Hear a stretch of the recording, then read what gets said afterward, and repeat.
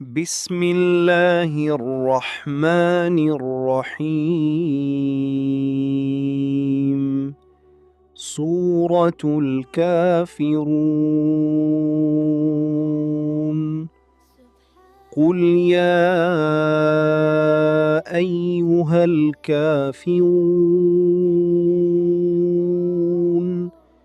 لا أعبد ما تعبدون ولا أنتم عابدون ما أعبد ولا أنا عابد ما عبدتم ولا أنتم عابدون ما